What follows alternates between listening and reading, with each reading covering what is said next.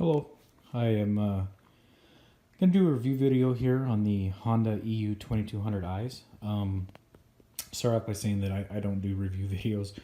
As you'll be able to tell from this one, I've never actually done one and I don't have a YouTube channel or anything like that. So start out by saying that, like I said, I'm not an expert. I've been in the generator market now for about the last year and really trying to decide what I wanted to get. When I heard about the new EU2200i's, I, like everybody else, I jumped on YouTube to try to see if there's any videos and learn a little bit about them. And because they're so new, there's really nothing out there yet. Not too many videos yet about them. So I thought, well, since I got them today, I could post a little video, and if it helps anybody else out with their buying decision, then awesome. So in this video, I'll just talk a little bit about kind of the upgrades of this new model.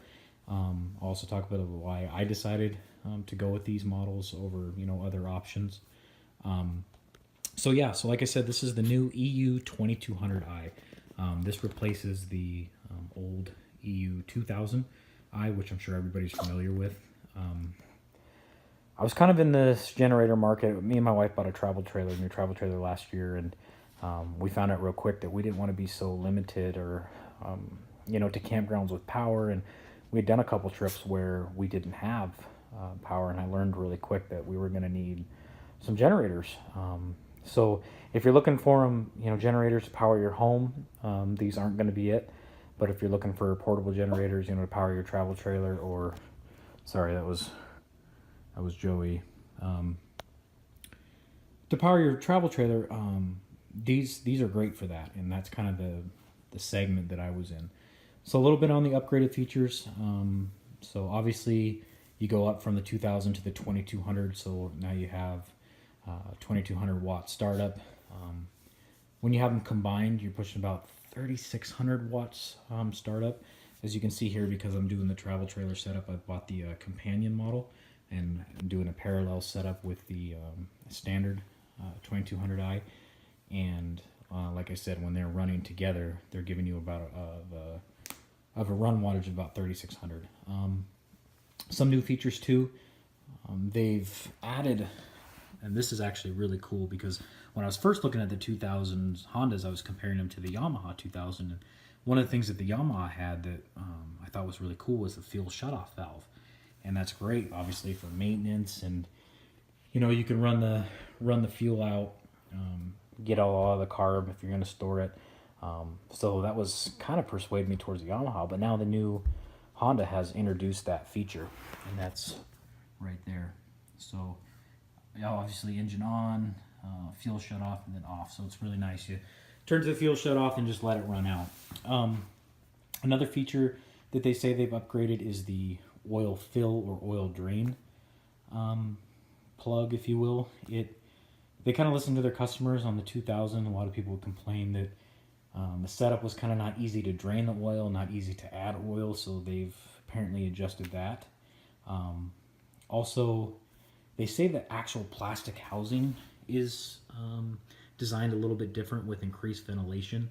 It's supposed to help with cooling of the engine and, better running, better fuel economy, all that stuff. I don't know specifically if that's true or, but that's what they say.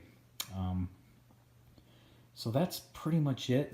They call it their super quiet series, and they're not lying. They're extremely quiet. I ran them today in parallel on the eco mode, the eco throttle mode. And that's supposed to kind of allow you to have the most fuel efficient mode when you're not running your max wattage. And it was super quiet. I mean, I was shocked at how quiet it was.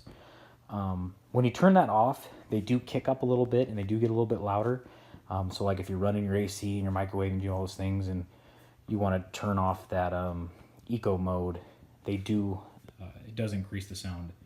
But still, it's still quieter than like a lawnmower or something like that. So that's pretty sweet.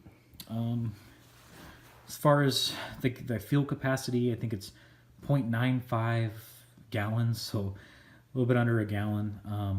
And then I think it was like 0.3 gallons per hour that it would burn on the eco mode. Again, don't quote me on those numbers. I'm not an expert. That's just kind of what my understanding of it was. So yeah, super fuel efficient.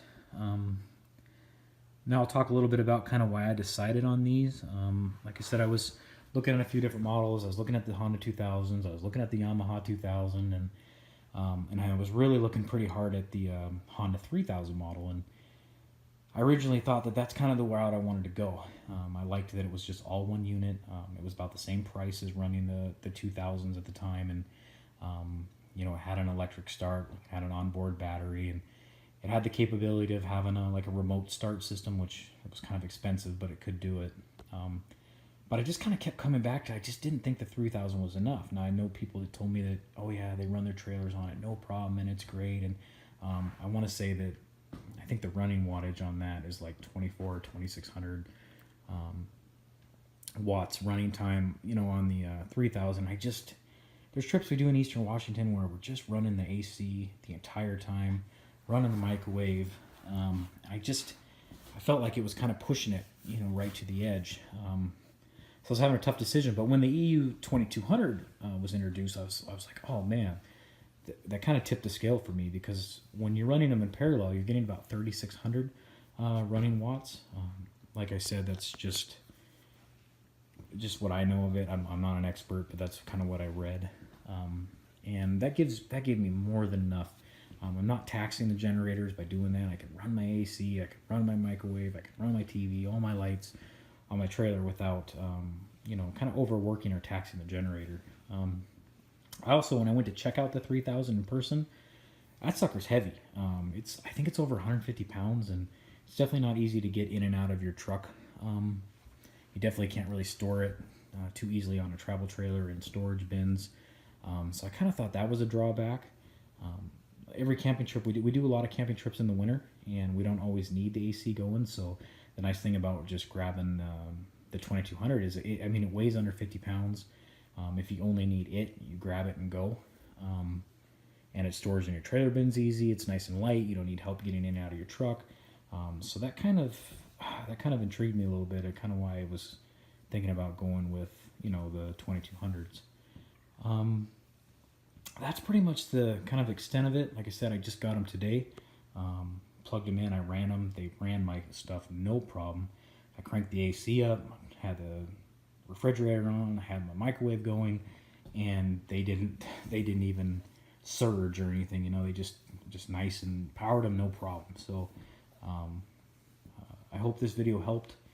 Like I said, I don't know a whole lot more about them, but I can tell you so far I've been super happy with them, especially as quiet they are. And if you're doing it for an RV application, like I said, I suggest that you just stick with this over the 3000. I think it's kind of a better way to do it. So like I said, I hope this helps. You know, feel free to leave in the comments any additional information that I didn't go over. Like I said, I'm a novice when it comes to these things. So I hope this video helps. All right, thanks. Good luck.